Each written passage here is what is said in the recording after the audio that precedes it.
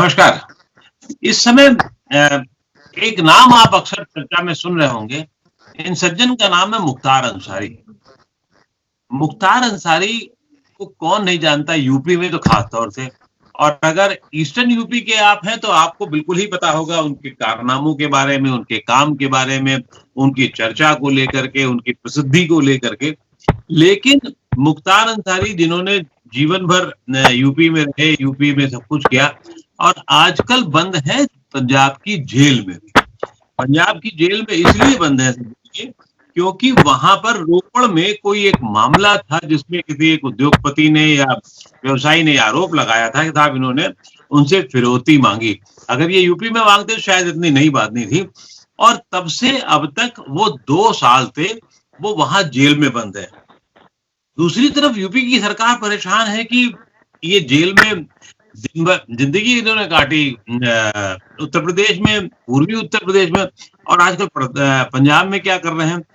तो ये माना जा रहा है कि पंजाब यूपी में इस समय जिस तरीके से बड़े अपराधियों पर शिकंजा कसा जा रहा है, उनके मकान ढहाए जा रहे हैं। इन मुख्तार अंसारी का भी 2 बढ़िया मकान, शानदार मकान, कोठियां जालीबाग में ढहा दी गई थी। इसी तरीके से और बदमाशों का भी यूपी में हाल हो सकता है। और आप ये आरोप लगा सकते हैं कि यूपी की सरकार कुछ लोगों के खिलाफ बड़ी कार्रवाई कर रही है। लेकिन इस समय यूपी में जो गुंडों पर एक दहशत है और इसी दहशत की वजह से मुख्तार अंसारी साहब जो हैं वो अपना मामला रोपड़ से यूपी नहीं लाने देना चाहते और यूपी की सरकार चाहती कि इन्होंने इनके पूरे खिलाफ अपराध इतने जो कुछ भी है वहां है, इसलिए इनको वहां लाया जाए। लेकिन ये संभव नहीं हो पा रहा और इसके लिए बकायदा एक बड़ी फौज पंजाब सरकार की सुप्रीम कोर्ट में इस मामले में अपनी लगा रही है और उत्तर प्रदेश वाले सरकार वाले अपने तरीके से उसको वहां के महाधिवक्ता और बड़े बड़े वकील अपने तर्क उसको दे रहे हैं और कह रहे हैं साहब छुट भैया मामले में इसको वहां रखा गया जबकि उनके खिलाफ बड़े मामले चल रहे हैं। तय है अंदर खाते ये है कि उनको खतरा लग रहा है कि कहीं यूपी की सरकार इन्हें कहीं विकास दुबे ना बना दिया जाए।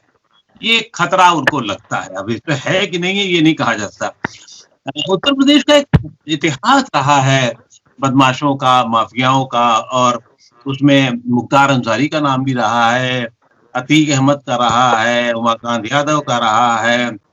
बहुत सारे लोग ऐसे रहे हैं और समाजवादी पार्टी की तो बाकायदा एक बड़ी लिस्ट रही है और ये लिस्ट सिर्फ एक आदमी की नहीं है, एक गुट की नहीं है, बल्कि उसमें डीपी यादव, कमलेश पाठक, अन्ना शुक्ला, उमाकांत यादव, ओम प्रकाश पासवान, मदन भैया समेत बहुत सारे लोग हैं। और इस मामले पर अभी हाल में ही नवनिर्वाचित हमारे सांसद और उत्तर प्रदेश के ब्रजलाल उत्तर प्रदेश के पुलिस महानिदेशक रह चुके ब्रजलाल जी जो है वो काफी आवाज उठाते रहते हैं।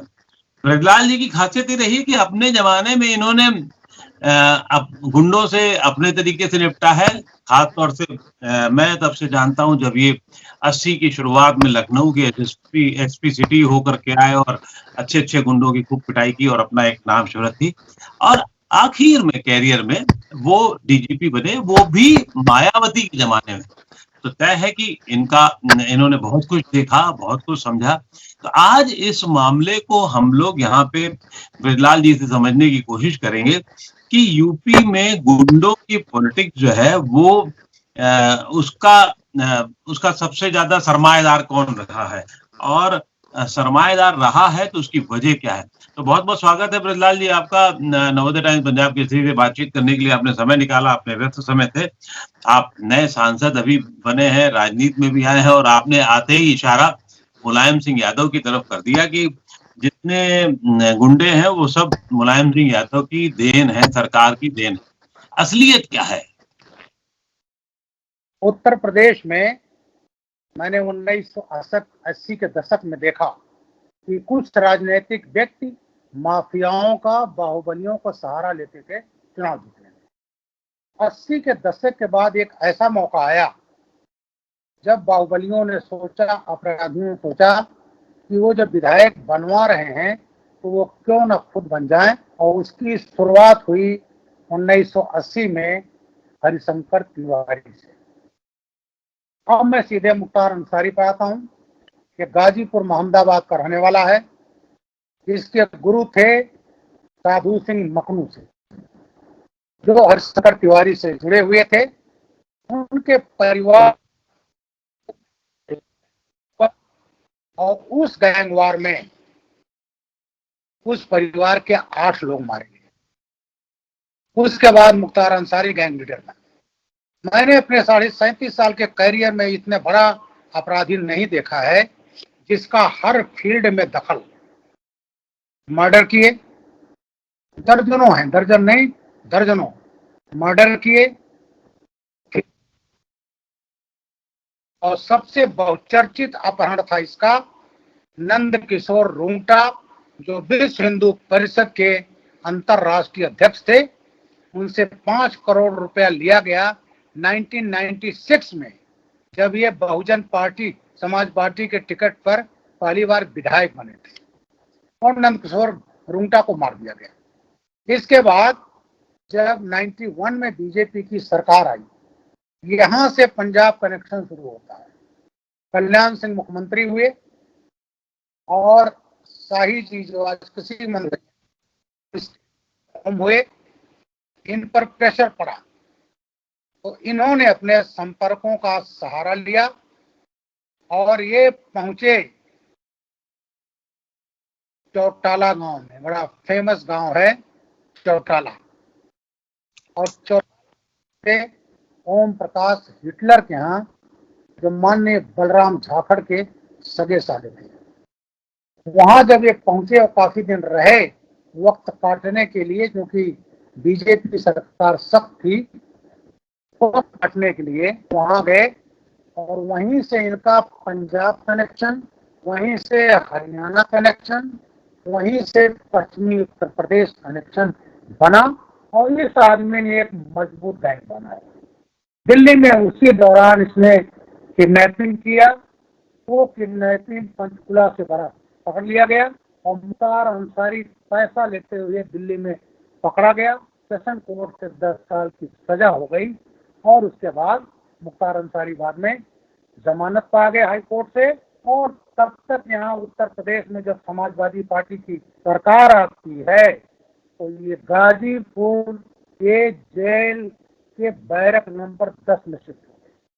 वहाँ इनके आशियाने का ये हाल था कि उस बैरक में इन्होंने पार्टीशन कराया, अपना अलग से बाथरूम बढ़िया बनने बनाया। बाकी जितने गैंग मेंबर, मुन्ना बजरंगी हो, गोरा राय, अंगद राय, ये जितने थे, माया शंकर सिंह, ये सब वहां आ गए।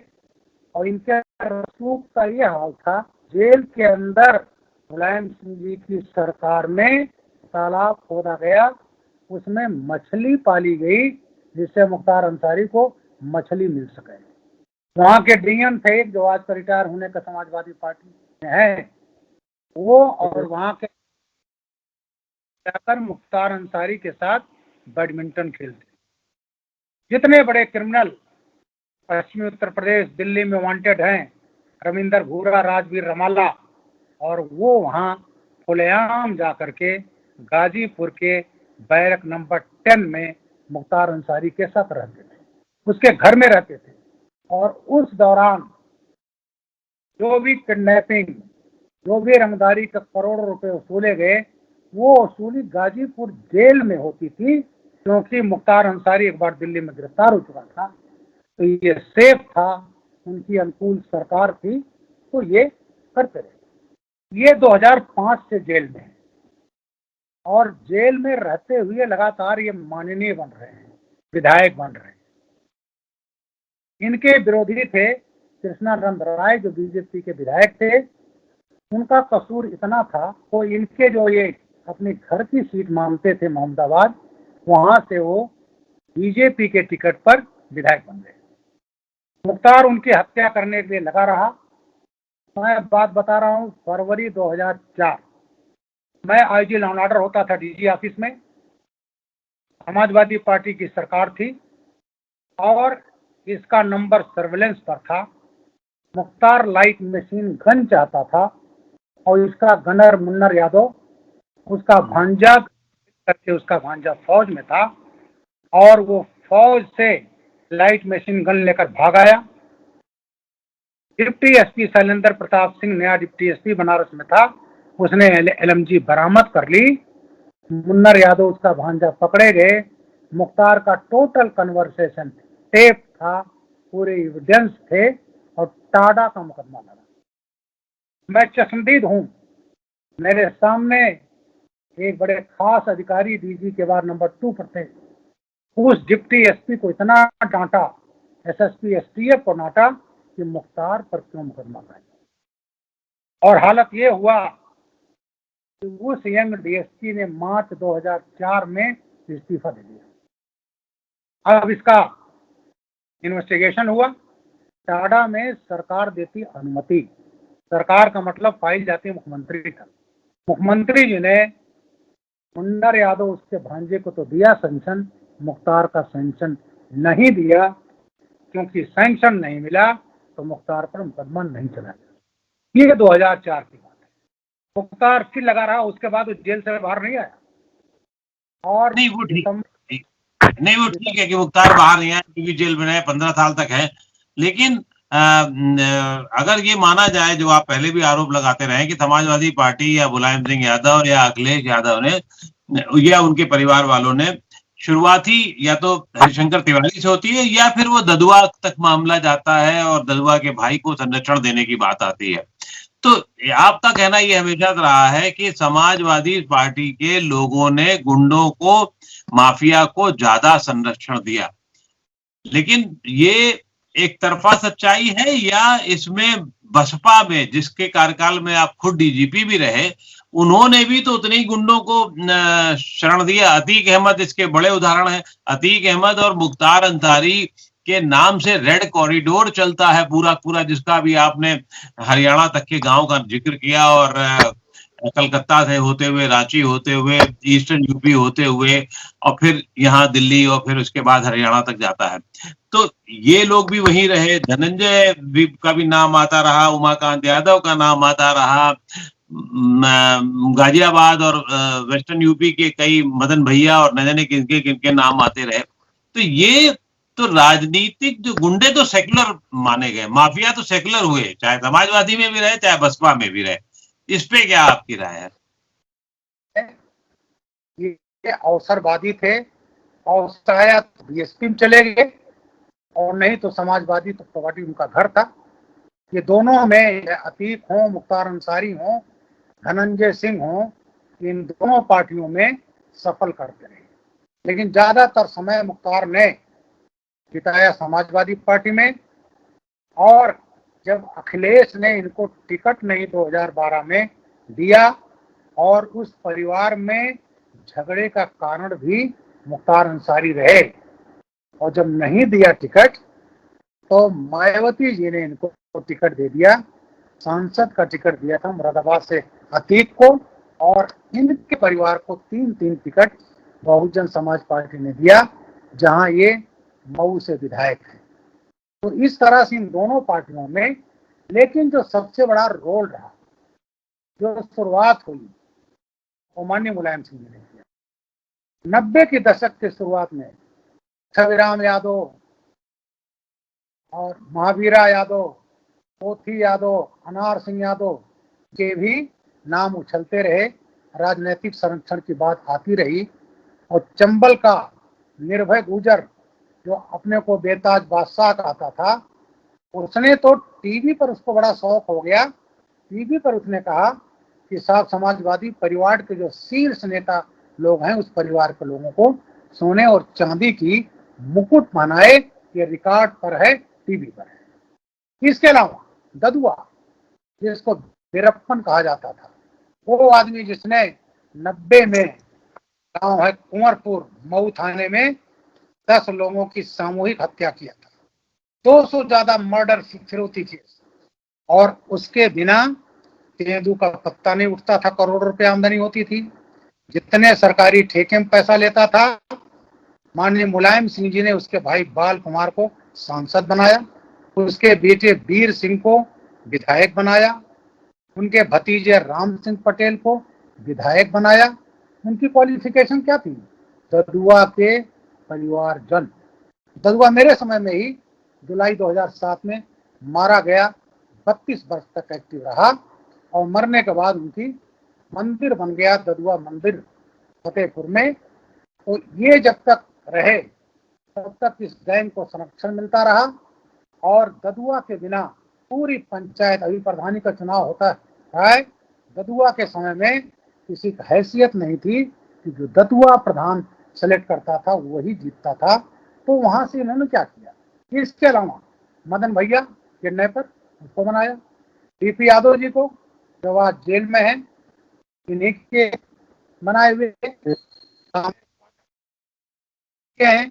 अतीक अहमद मैक्सिमम फले फूले इन्हीं समय जब उसने राजू पाल विधायक की दिन दहाड़े जंगली जानवर के तौर पर करके मारा था। इसके बाद कितने जितने हैं आपको, रमाकांत यादव, तमाम ये जितने अपराधी, सबसे बड़ा फूलन देवी, वैलेंटाइन डे 1981 बेहमाई कांड में 21 लोगों को मारा था, 19 महिलाएं विधवा हुई थी, पूरे दुनिया में हंगामा मच गया। और बेहमाई कांड पर लास्ट ईयर मैंने आर्टिकल लिखा था वैलेंटाइन डे पर, तो उस दिन भी था वैलेंटाइन डे, 21 लोग मारे गए। माननीय मुलायम सिंह जी ने फूलन का केस वापस लिया, उसको मिर्जापुर से 2 बार सांसद बनाया और आज तक ये डायरी वहां से गायब करा दी गई। किसने गायब कराई है कुछ नहीं मालूम। ट्रायल पूरा हो चुका है और इसी फरवरी को बेहमाई की घटना के 40 बरस हो गए। तो जितने साथी अपराधी रहे वो सब समाजवादी पार्टी में आए, बीच में जब उन्होंने देखा कमजोर तो बीएसपी चले गए, फिर वापस आ गए, ये दौर चलता रहा। अब आ जाइए, तो मैंने जो पहले बताया कि 91 में जब चौटाला में गए और वहां पर ओम प्रकाश हिटलर की विरोधी पार्टी जो थी वो जीत गई, तो मुख्तार अंसारी दूसरे चौटाला तक चले गए और वहीं इनके 2 जो साथी बने, जसविंदर राठी मारा जा चुका पंजाब का, और एक था प्रभजोत डिम्पी, ये दोनों कनाडा के पढ़े लिखे थे, फर्राटे अंग्रेजी बोलने वाले। तो जितने हथियार आए हैं AK-47 और मुख्तार अंसारी का सिग्नेचर वेपन है .45 पिस्टल, ये सब सरदार डिम्पी ने सप्लाई किए। और वो पंजाब का जो लिंक बना, जब इन्होंने देखा कि अपनी सरकार में ये जेलों में, चाहे आगरा जेल हो चाहे गाजीपुर के इनका घर ही था, वहां से पूरा गैंग चल रहा है। और जब ये हुआ योगी सरकार आई, इनको चित्रकूट जेल में कर दिया। इन्होंने हार्ट अटैक का बहाना बनाया, जांच हुई कुछ नहीं मिला। जब इन्होंने देखा कि साहब में ये आसियाना नहीं मिल रहा है, तो जनवरी 2019 में एक बनिए से, एक व्यापारी से मुकदमा लिखाया गया कि मुख्तार अंसारी ने एक्सटॉर्शन मांगा। अब आज उसको देखिए, 4 दिन में चार्जशीट लग जाती है। पंजाब पुलिस ने अभी तक चार्जशीट नहीं लगाई, अपने आप जमानत हो जाती है। इन्होंने जो है जमानत की एप्लीकेशन नहीं दी। हमारे यहाँ तो 1.5 दर्जन से ऊपर केस ट्रायल में चल रहे हैं, संगीन हैं, मर्डर के हैं, और पंजाब जेल से, पंजाब सरकार में कहूँगा सीधे, इनको यूपी सरकार को नहीं दे रही। क्या क्या दोस्ती है मैं बता दूं। वहां का जो मुख्य परिवार है जो सत्ता में है, उस परिवार के मेंबर जो हैं, मुख्तार के जो बेटे हैं, उमर अब्बास मुख्तार, 2 बेटे, अब्बास और एक उमर, दोनों उस परिवार के एक सदस्य के साथ शूटिंग करते हैं। उन्हीं के द्वारा दिए गए मकान में मुख्तार अंसारी परिवार रहा है। चौटाला से जो ताल्लुकात रहा, जब मुख्तार के दोनों बेटे गोयनका स्कूल दिल्ली में जब पढ़ते थे, तो अभय चौटाला जी द्वारा दिए गए मकान में रहते थे। तो ये लिंक जो बना, तो इन्होंने उसका इस्तेमाल किया। पहले इन लोगों ने सपोर्ट किया, समाजवादी पार्टी ने किया, बीएसपी ने किया, और आज जब यहाँ योगी सरकार ने शिकंजा कसा है, आज उनकी आर्थिक कमर सभी माफियाओं की तोड़ी जा रही है। और मुख्तार अंसारी का वारंट आया यूपी जिले ने उत्तर प्रदेश ने गुड फेथ में भाई कोर्ट का है, हमें पालन करना है, एक छोटे से केस में हम यूपी गवर्नमेंट ने दे दिया। अब यहाँ से वारंट पर वारंट जा रहे हैं कि साहब वो चलने फिरने काबिल नहीं है, वो ठीक नहीं है। 10 बहाना बना करके पंजाब सरकार उत्तर प्रदेश को मुख्तार अंसारी को सौंप नहीं रही, जिससे उसके ट्रायल पूरे किए जा सके। तो चलिए हम मान लेते हैं कि मुख्तार को शेल्टर दिया जा रहा है, बाकी चीजें हो रही हैं, लेकिन सवाल ये भी तो उठता है और कि जब नेता ये समझ गए आज से 40-45 साल पहले कि हम गुंडे हैं और हम नेता बना सकते, तो खुद क्यों ना नेता बने, और मुलायम सिंह यादव ने उसको पलवाया फूला आपके हिसाब से। लेकिन अब जब योगी सरकार यूपी में बहुत तेज एक्शन ले रही है, तो ये काम जब योगी सरकार कर सकती है या करा सकती है, तो आप भी तो एक बार डीजीपी रहे हैं, उस दौरान भी क्यों इतने सारे, मतलब मैं आपको जानता हूं, आपने जैसे 80 के दशक में चाहे बाबा बख्शी रहे हो लखनऊ में या बाकी और लोग हैं, तो आपने तो उनको 5 किलोमीटर तक गुंडों की तरीके से खींचते हुए लेकर के आए थे आप हजरतगंज थाने में। लेकिन जब बतौर डीजीपी आप या मायावती की सरकार क्यों नहीं इनके खिलाफ कार्रवाई कर पाई? उसने भी तो शेल्टर इन्हीं लोगों को दिया था। मुख्तार अंसारी 2005 में समाजवादी सरकार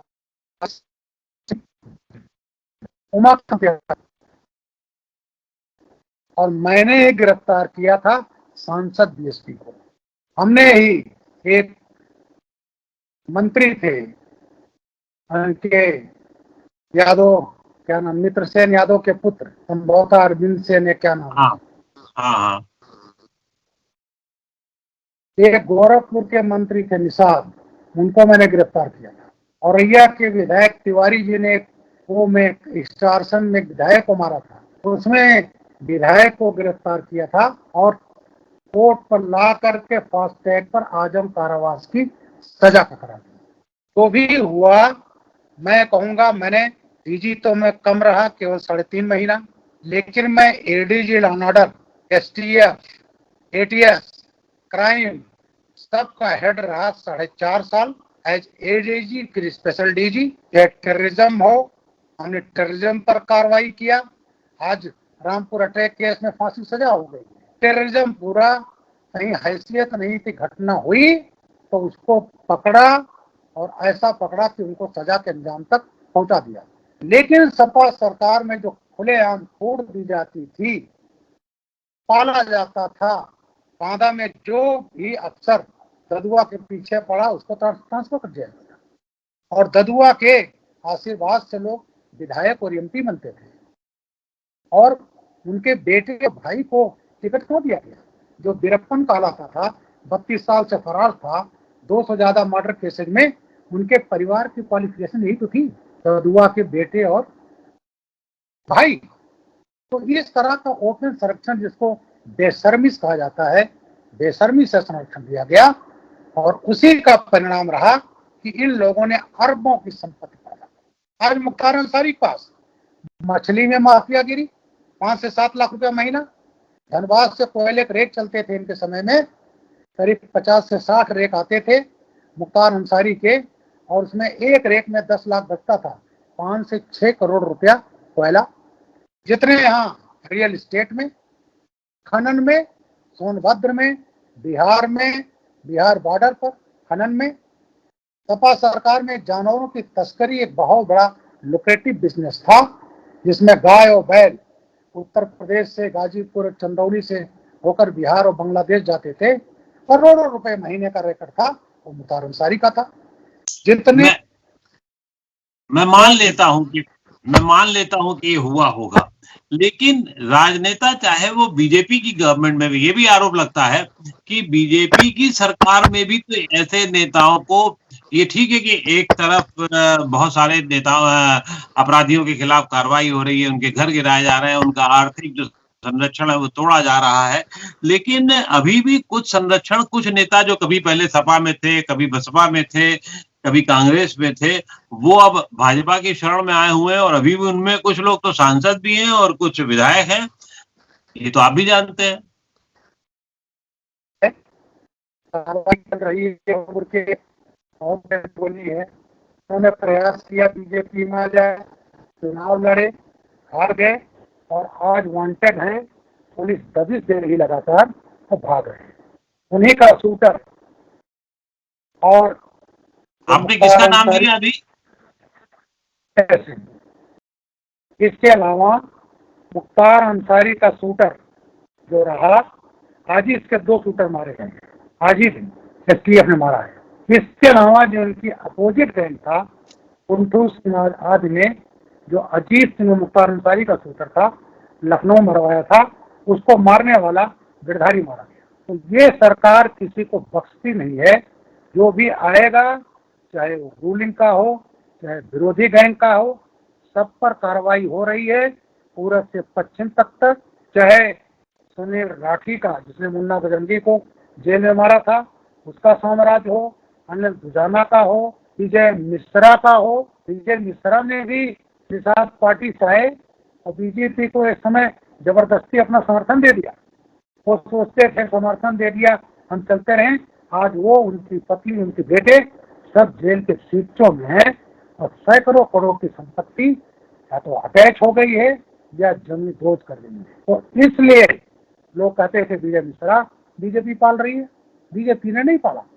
तो इसलिए ये सरकार, और खासकर मैं योगी आदित्यनाथ को मैंने पहली बार देखा, मैं भी 37.5 साल वर्दी पाना, लेकिन जिस सिस्टमेटिक तरीके से आर्थिक साम्राज्य पर हमला बोला गया, अट्टालिकाएं इनकी गिराई गई, माल गिराए गए, इनके आर्थिक तंत्र पर चोट किया गया, वैसा कभी नहीं। चलिए, हम सब लोग तो यही चाहेंगे, जो देश के नागरिक हैं, उत्तर प्रदेश के नागरिक हैं, कि अपराध से वहाँ कुछ मुक्ति मिले और आम आदमी बिल्कुल बिना भय और डर के रह सके। लेकिन आपके जज्बे की तारीफ करनी होगी कि आप अभी भी लगातार उस मुहिम में लगे हुए हैं और पद पे नहीं है, लेकिन तब भी आप उस काम को आगे बढ़ा रहे हैं। बहुत बहुत आभार आपको और बहुत शुभकामनाएं आपको कि आपने हमें इतना समय दिया। नवोदय टाइम्स पंजाब केसरी से बातचीत की। बहुत बहुत शुक्रिया ब्रजलाल।